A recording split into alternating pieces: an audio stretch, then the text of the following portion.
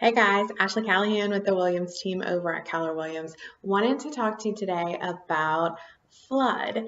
So, what is flood insurance? Why do we need it? How are things rated? What's the deal with flood? So, when I'm working with clients that are typically relocating from the South Shore to the North Shore, it comes up a lot because flood is generally very expensive on the South Shore.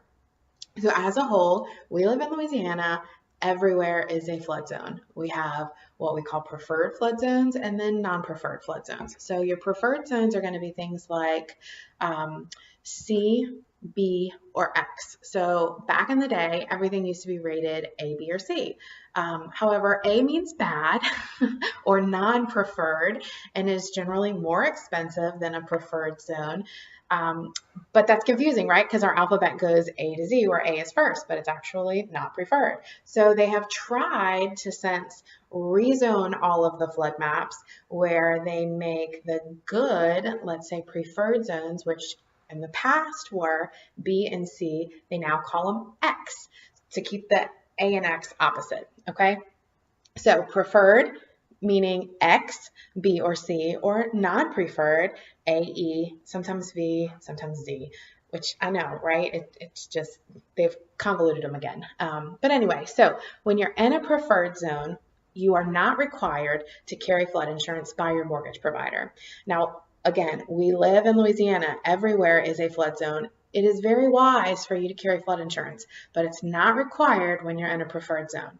When you're in a non-preferred zone, your mortgage company is saying you are more risky to us that you may have flooding at some point while you own this property. We're going to require you to carry insurance on it. How much that insurance is determined by how high or low your home sits from what we call the base flood elevation. So what is that? That is basically a benchmark level that a surveyor does come out and actually measure to say, hey, the base flood is however many feet, and your home in fact sits hopefully above that, where your insurance carrier would say, okay, you are less risky because you are above that base flood, therefore your required flood premium will be relatively cheap. And what do I mean by that? I mean like 400, maybe 500 bucks annually, which is relatively cheap. Now, if your home sits below that base flood elevation, that's when we run into issues. That's even if you're half a foot below, you could be looking at a flood premium of $1,500, maybe even $3,000. Now, homes that are on the water, even though they're raised, those sometimes have flood insurance of like thousands of dollars annually because they are more risky, right? So what do we do to combat that? Really, the only thing you could do, I guess, if you're buying in a non-preferred zone is really you have two options. You have homes that are mounded, right? Or homes that are raised. So if you don't want a house that is raised or you have to walk upstairs, then builders like fill in the ground. They make a mounded base, and then they build the elevation, the foundation and stuff on that when they construct the house. So the yards typically slope. That's what we're talking about.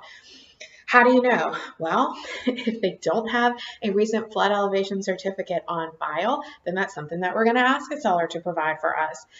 Now, the seller obviously will have flood insurance or not, and we'll know, but the rates could change.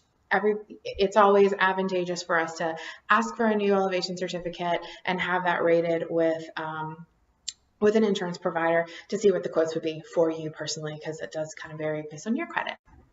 So we talked about how flood is rated, what preferred and non-preferred zones are, but the real question is, how does that affect you and your buying ability as a buyer? Okay, so let me backtrack.